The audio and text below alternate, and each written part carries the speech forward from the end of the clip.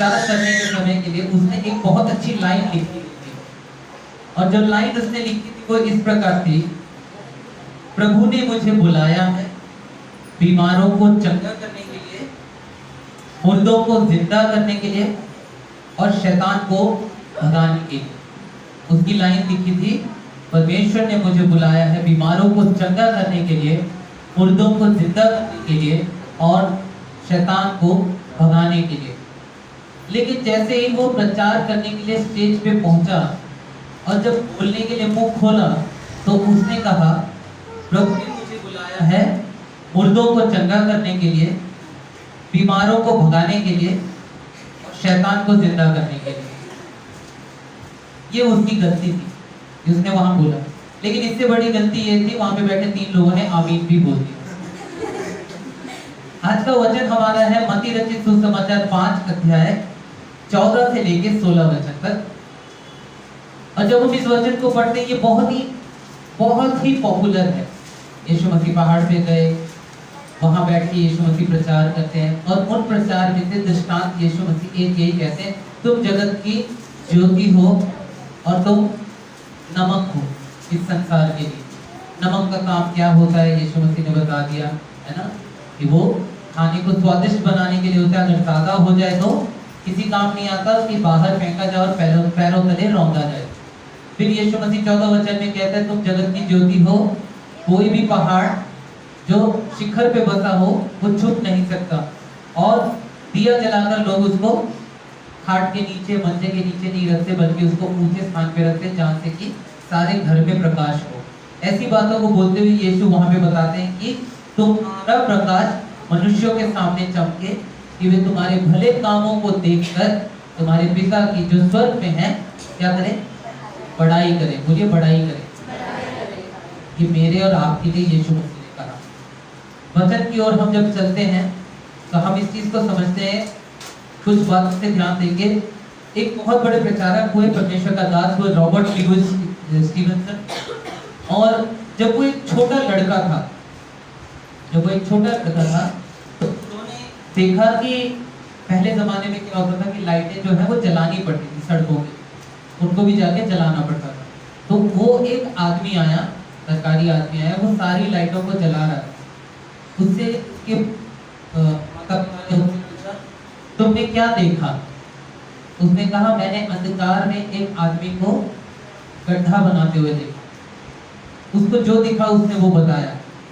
और यूहन्ना रचित सुसमाचार उसका 9 का 5 जब हम पढ़ते हैं, यूहन्ना रचित सुसमाचार 9 का 5, कोई पढ़ दे जल्दी से। यूहन्ना रचित सुसमाचार 9 अध्याय 5 वचन। जब तक मैं जगत में हूँ तब तक जगत की ज्योति हूँ।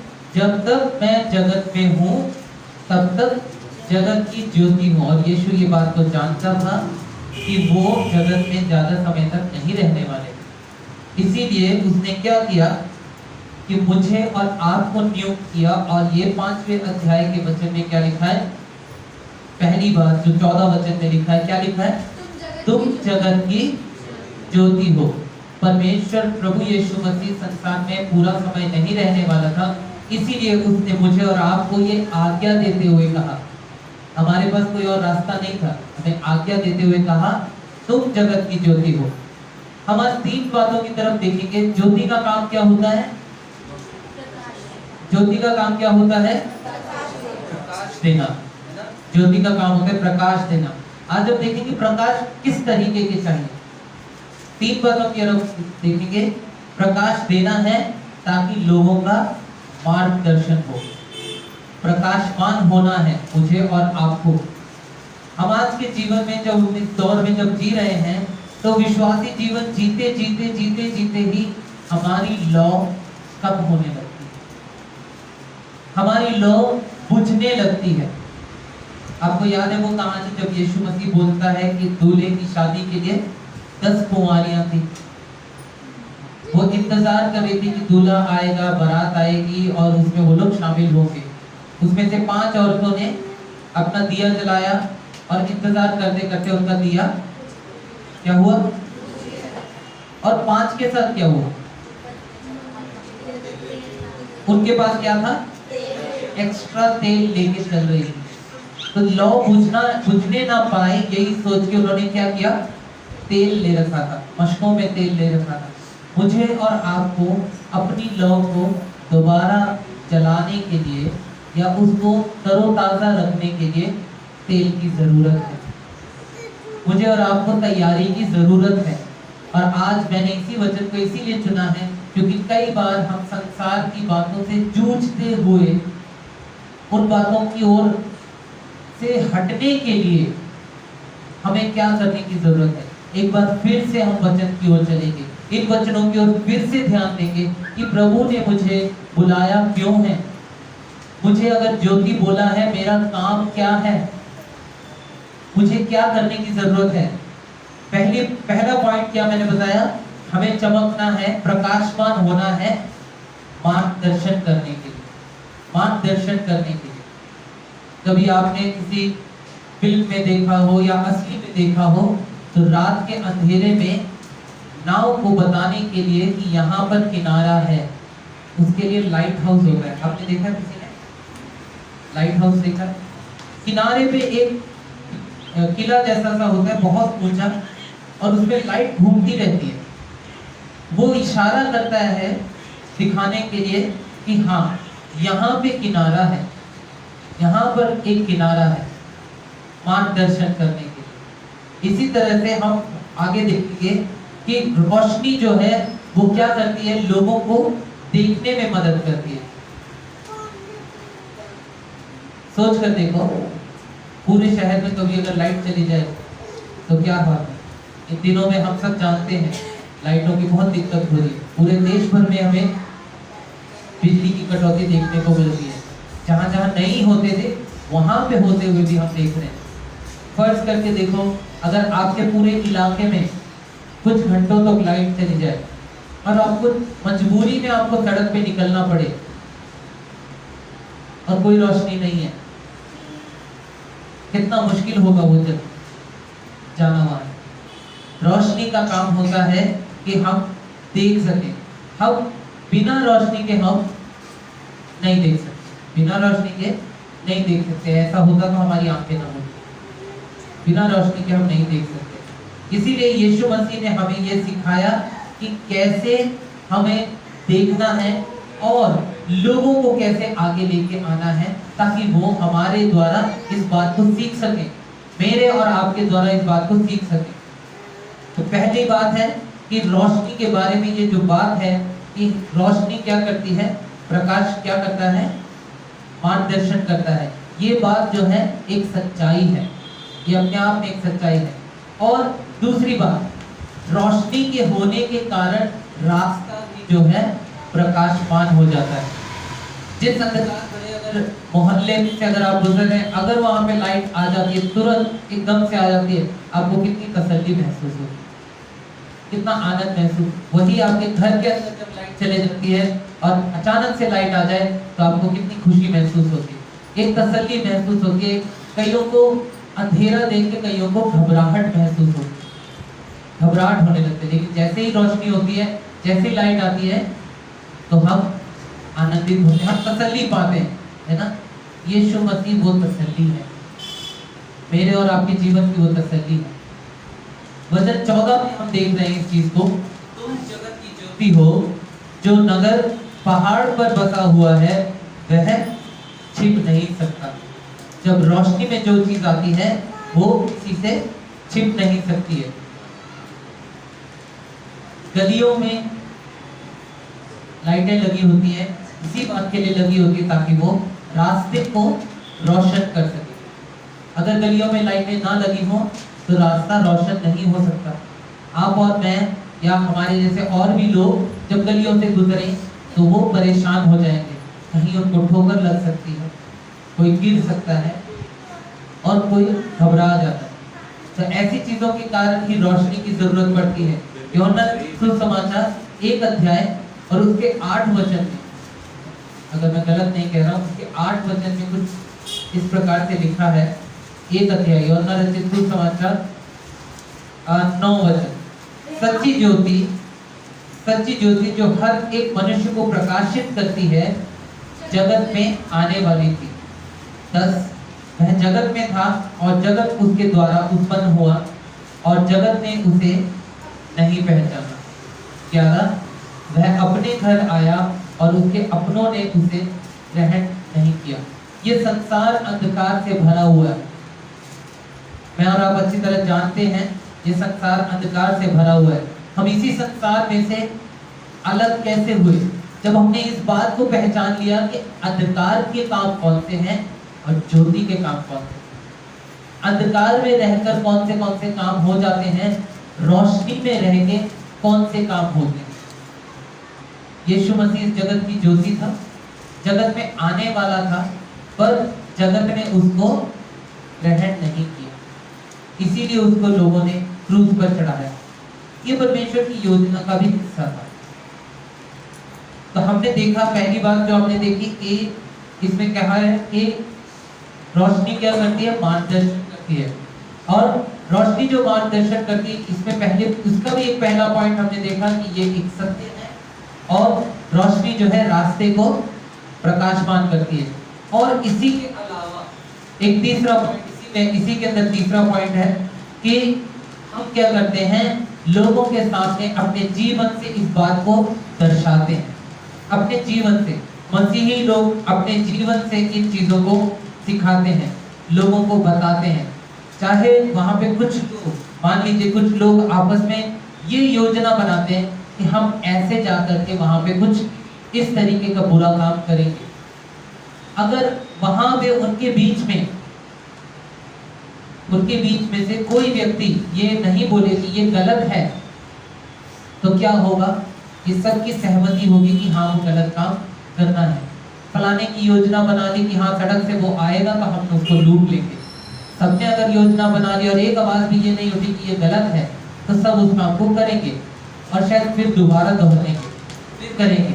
लेकिन मसीही का काम है कि जब वो बात ऐसी हो तो उस बीच में आवाज उठाए और कहे ये गलत है। मेरा और आपका जीवन इस बात के लिए दर्शाया गया है, तैयार किया गया है कि मैं और आप खुद को भी तैयार करें और तब दूसरों को तैयार कराएं कि ये चीज गलत है। मसीहों को एग्जाम्पल से जीने की जरूरत है। मुझे और आपको शब्दों से नहीं, अपने कामों से हमें दर्शाने की जरूरत है कि भलाई क्यों करनी चाहिए, कैसे करनी चाहिए। बुराई करने के लिए संसार सबको सिखाता है, इसीलिए यीशु मसीह को आना पड़ा, क्योंकि सारा संसार बुराई से भरा हुआ था। इसीलिए यीशु मसीह को अपना खून बहाना पड़ा, क्योंकि बुराई खत्म नहीं हो रही। लेकिन यीशु ने जब अपना जीवन जीकर दिखाया, तो यीशु मसीह ने ये बात हमें समझा दी कि मुझे और आपको भी जीवन के द्वारा जीते हुए लोगों को ये बात समझाने की जरूरत है। और इसी के साथ साथ एक और चीज है, रोशनी के अंदर अगर थोड़ी भी कमी आ जाए तब भी वो रोशनी काम आती है। आप कभी शहर से बाहर निकल के किसी ऐसे इलाके की तरफ जाते हैं जहाँ पे जंगल है और वहां पे अगर अंधेरा है, अंधकार है, लेकिन अचानक से बादलों के बीच में से एकदम से चांद निकल के आता है, तो आपको उतनी रोशनी भी आपके लिए काफी होती है कि आपको रास्ता दिखने लग जाता है।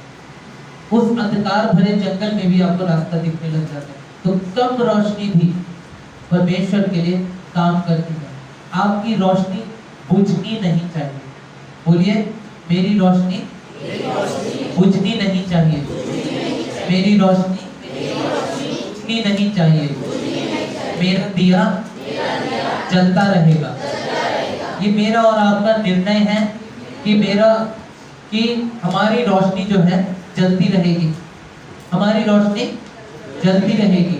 और इसी के साथ साथ ये मेरी और आपकी जिम्मेदारी है, सिर्फ निर्णय नहीं है, ये जिम्मेदारी है, क्योंकि प्रभु ने ये जिम्मेदारी दी है कि तुम जगत की ज्योति हो। तो इसलिए मुझे और आपको ये रोशनी को चमकाने की जरूरत है। और एक और बात है इसी बात को समझने के लिए कि हमें मार्गदर्शन करना है कि संसार की आखिरी उम्मीद या आखिरी आशा सिर्फ हम हैं। आप सब जगह चले जाते हैं, लोग सब जगह चले जाते हैं, आखिरी में परमेश्वर के पास आते हैं, क्योंकि उनको ये पता चलता है कि आखिरी उम्मीद परमेश्वर है, वो प्रभु यीशु मसीह ही है जिसने क्रूस पर अपना लहू बहाया, मुर्दों में से तीसरे दिन जी उठा, बादलों पे गया और एक दिन वो वापस आएगा अपनी कलीसिया को वापस लेने के लिए। ये हमारी उम्मीद है और इसी आशा के साथ जब हम जीते हैं तो संसार को भी इसी आशा की जरूरत है। मैं और आप जब अपने इस विश्वास को लेकर के चलते हैं संसार में, तभी लोगों को इस बारे में पता चलता है। तो हमने पहला पॉइंट अभी देखा कि पहला पॉइंट क्या है कि रोशनी किस लिए चाहिए? मार्गदर्शन करने के लिए। रोशनी चाहिए मार्गदर्शन करने के लिए। दूसरा पॉइंट जो हमारा है इसके अलावा वो है कि रोशनी होती है चेतावनी के लिए। किसके लिए? रोशनी होती है चेतावनी के लिए। कभी आपने सड़क पे जाते हुए किसी गाड़ी को खड़े हुए देखा होगा, उसके दोनों इंडिकेटर जलते हुए देखे होंगे, कभी देखा आपने?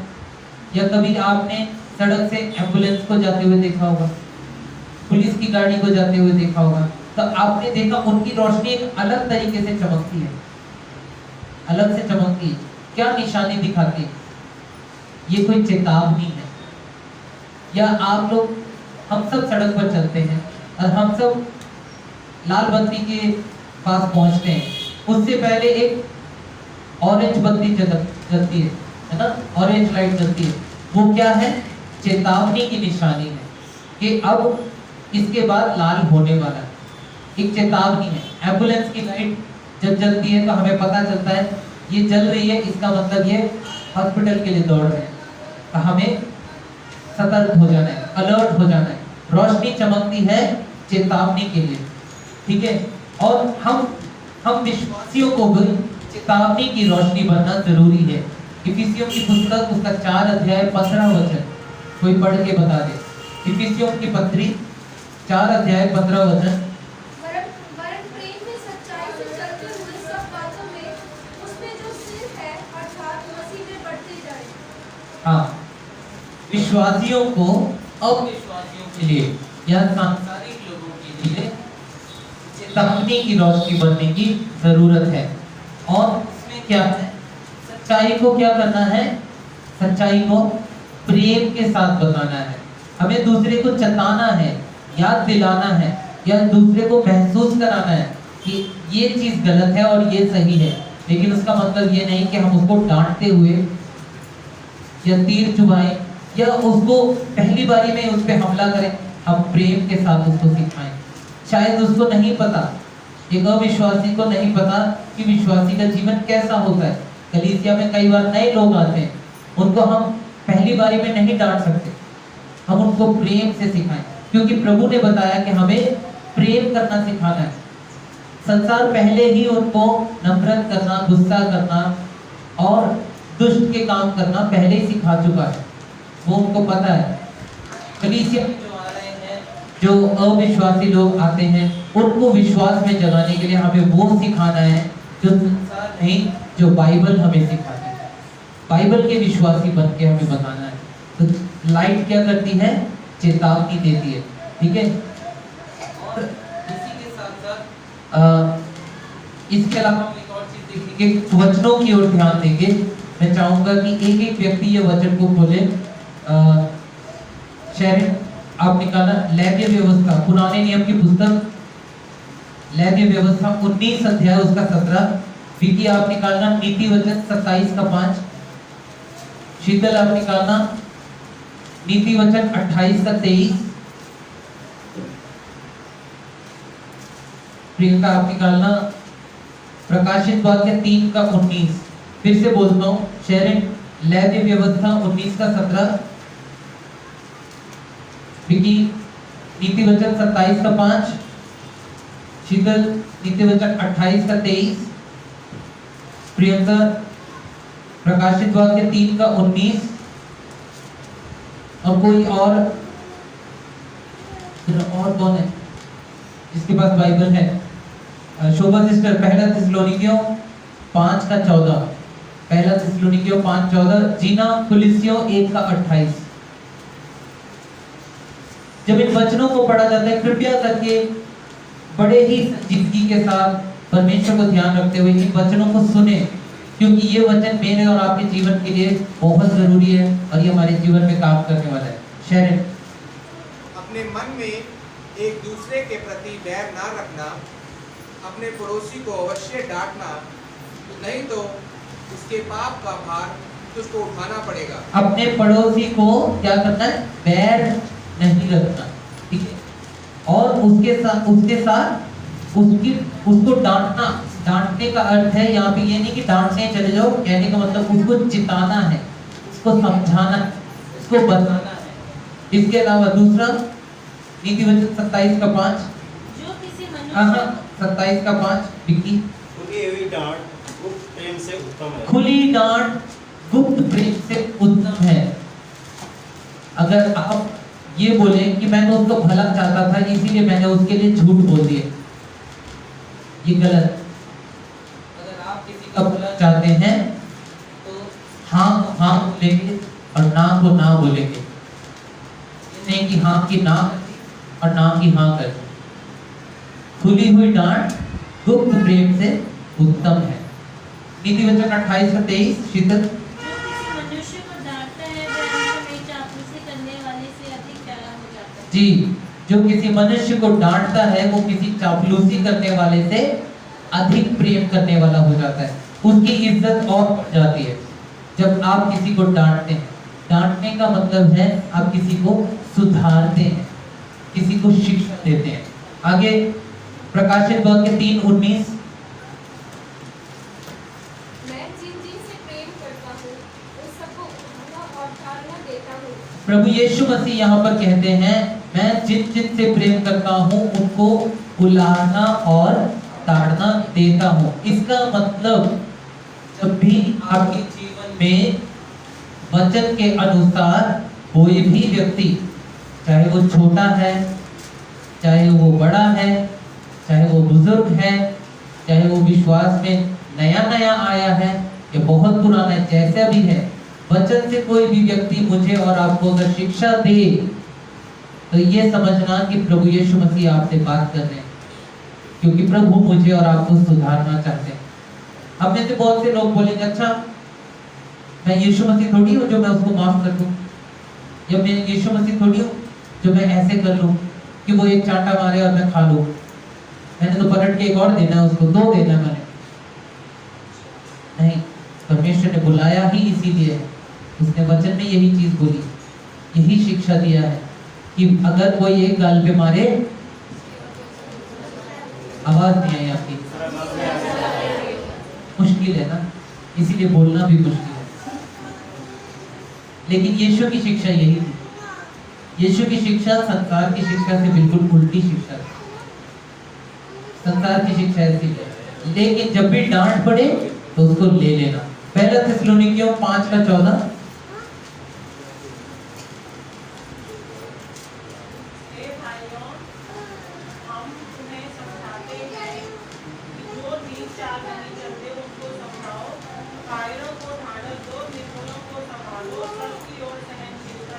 आमीन। एक बार फिर से जोर से पढ़ना सिस्टर, धीरे धीरे। हे भाइयों, हम तुम्हें समझाते हैं कि ढाढ़स दो, निर्बलों को संभालो, उनको कंधा देकर ऊपर उठाओ, सबकी ओर सहनशीलता, यानी कि आपको सहने की आदत होनी चाहिए। कोई 2 बोल दे, 4 बातें बोल दे तो अब बस इसके बाद मैं नहीं सह सकता, अब तो मुझे कुछ करना, ऐसे नहीं, सहनशीलता है। इसके अलावा कुलिसियों 1:28, जी ना। जिसका प्रचार करके हम हर एक मनुष्य को चेतावनी देते हैं और सारे ज्ञान से हर एक मनुष्य को सिखाते हैं कि हम हर एक व्यक्ति को मसीह में सिद्ध करके हम आना है, हम सिद्ध नहीं हो गए हैं, हम सिद्ध हो रहे हैं, प्रोसेस है ना, हम अभी मंजिल तक नहीं पहुंचे हैं। पौलुस कहता है ये नहीं कि मैं पा चुका हूं, पर उसकी ओर दौड़ता हूँ। और वो ये भी कहता है मेरे शरीर में कांटा चुभाया गया है। और आगे एक और बात कहता है कि जो मैं करना चाहता हूँ वो नहीं करता। वो इस बात को मानता है कि मुझ में कमी है। जो मुझे करना चाहिए मैं नहीं करता, और जो नहीं करना चाहिए वही करता रहता हूँ, बार बार करता हूँ। इसका मतलब पौलुस जो प्रभु का बहुत बड़ा दास था, नए नियम की 26 किताबों में से आधी किताबें उसने ही लिखी है, शिक्षा की बातें उसी ने बताई है। प्रभु यीशु मसीह के नाम से 3 बार उसने 39 कोड़े खाए हैं। ऐसे सारे जीवन को बिताने के बाद वो कह रहा है कि अभी भी मुझ में कमी है, कि जो मैं करना चाहता हूँ वो नहीं कर पाता, जो नहीं करना चाहता हूँ उसी में गिर जाता हूँ। हम सबके अंदर ये स्वभाव है।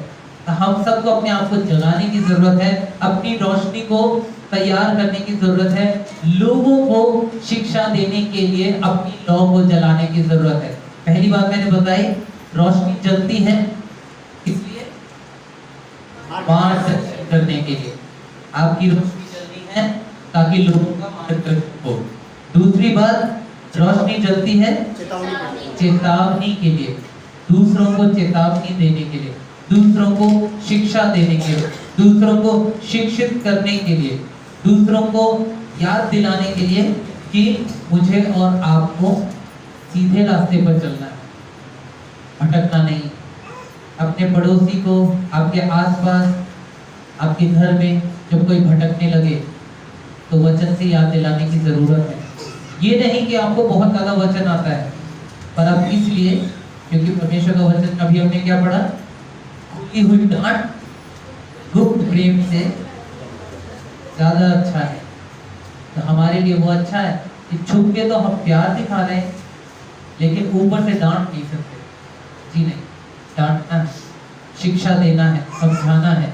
हो सकता है कभी वो आप अपने माता पिता को सिखा रहे हो, तो माता पिता ये आपके लिए जरूरी है कि आप भी वचन याद करें। हो सकता है आपके माता पिता आपको सिखा रहे हो, तो ये आपके लिए भी जरूरी है कि बच्चों आपको भी अपने माता पिता से सीखना है। अपने पड़ोसियों को सिखा रहे हैं, छोटे छोटे बच्चे वचनों के द्वारा सिखा रहे हैं, तो हमें ये चीजों में ढलने की जरूरत है। क्योंकि प्रभु ने क्या कहा, तुम जगत की ज्योति हो। मुझे और आपको ज्योति बनना है, ज्योति के समान चमकना है। और तीसरी बात जो वचन 16 है उसमें हम देखते हैं ये क्यों चमकना है, क्योंकि तीसरी बात है परमेश्वर के लिए चमकना है, प्रभु की महिमा करने के लिए हमें चमकना है।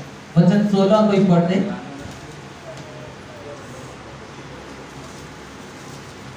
इसी प्रकार तुम्हारा उजियारा मनुष्य के सामने जलिए, कि वे तुम्हारे भले कामों को देखकर तुम्हारे पिता की जो स्वर्ग में है बड़ाई करें।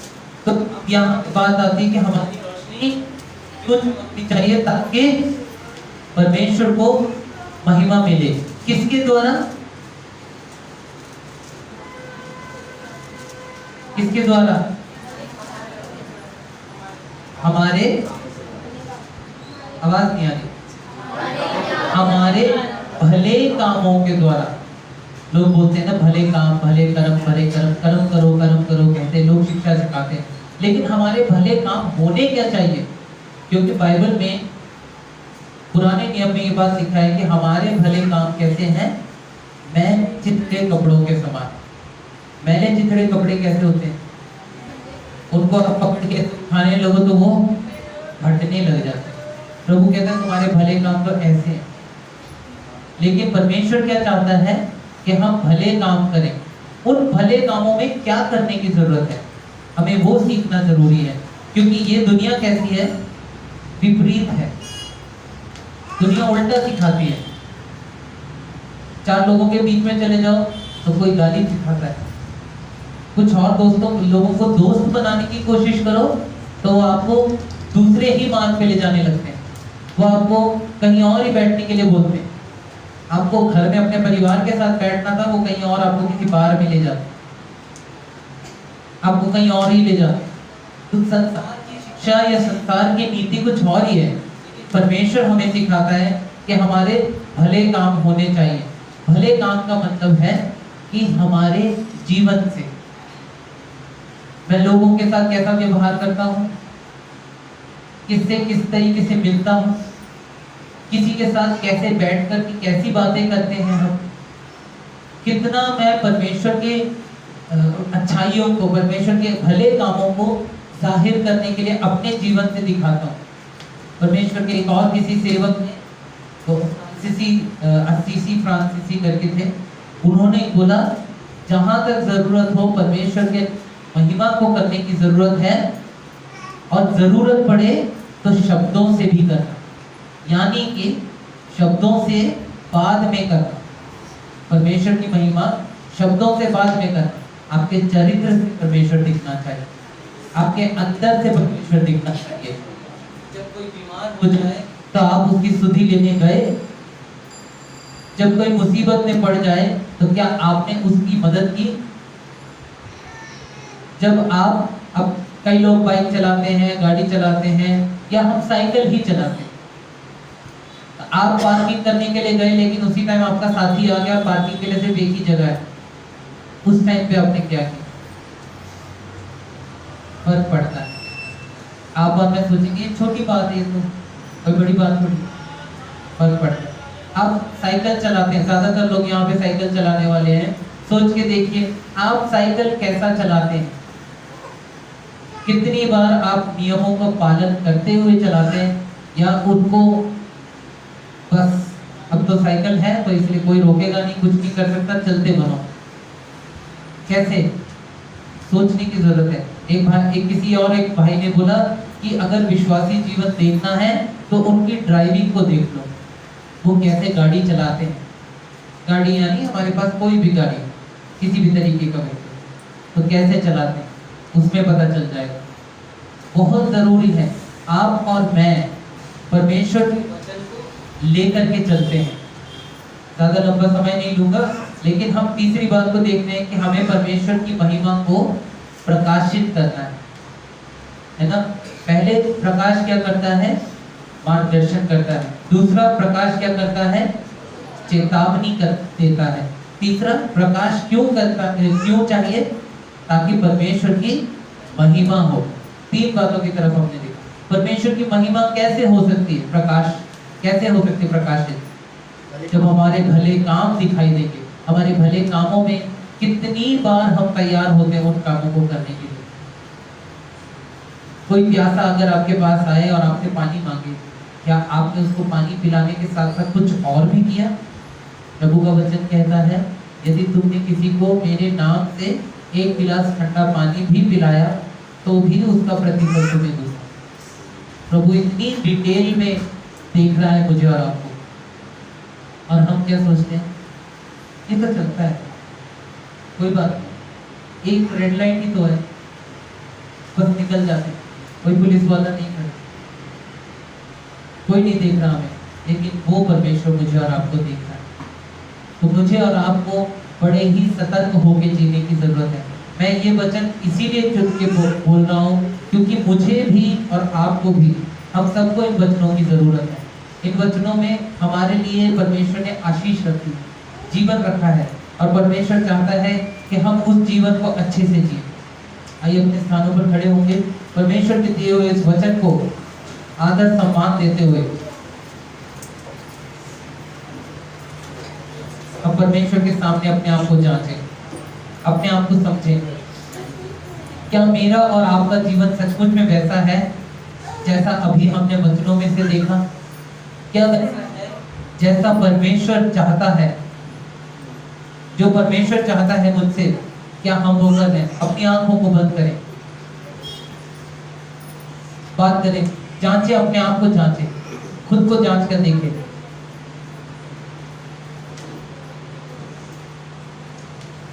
खुद को समझें, क्या प्रभु मैं वो जगत की ज्योति हूं जैसा तूने बनाया?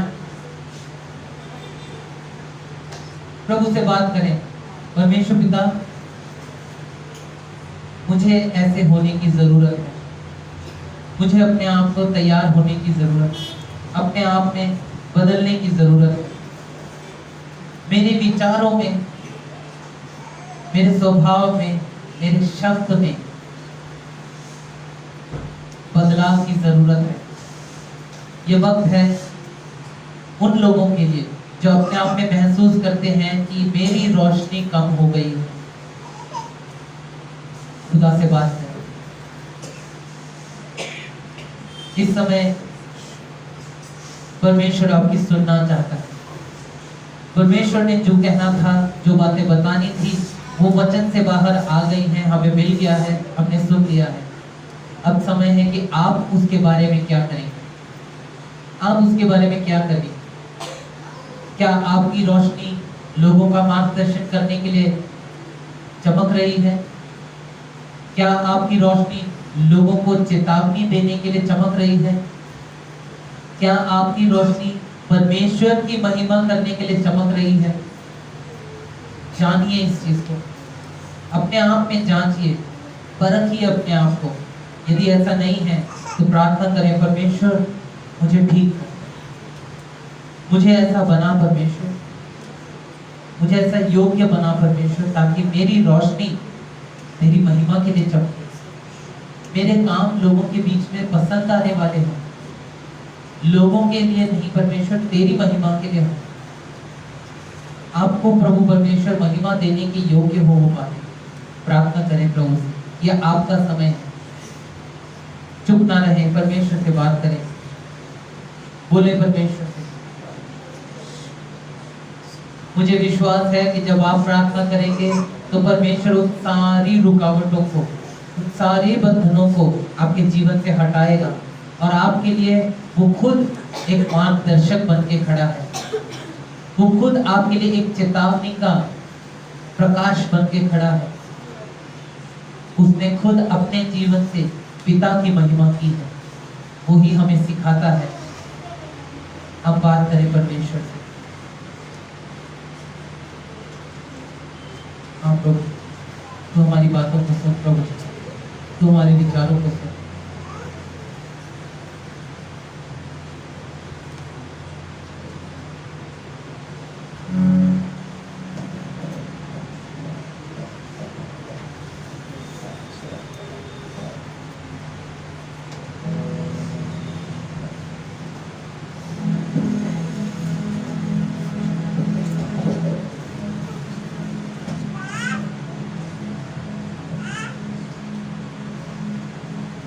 जब हम अपनी आंखों को ऐसी बंद रखे हुए हैं,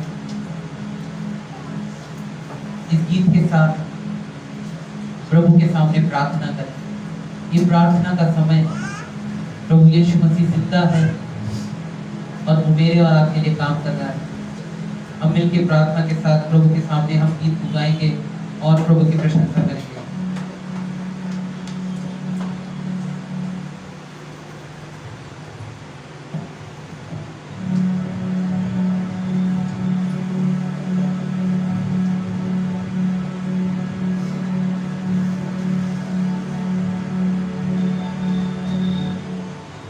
वो नगर जो बसे शिखर पर, छिपा ही नहीं किसी की नजर। वो नगर जो बसे शिखर पर, छिपा ही नहीं किसी की नजर। तुम्हारे भले काम के तुम्हारे भले काम के समान, तुम जगत की ज्योति हो, तुम धरा के नमक भी हो। तुम जगत की ज्योति हो, तुम धरा के नमक भी हो। तुमको पैगाम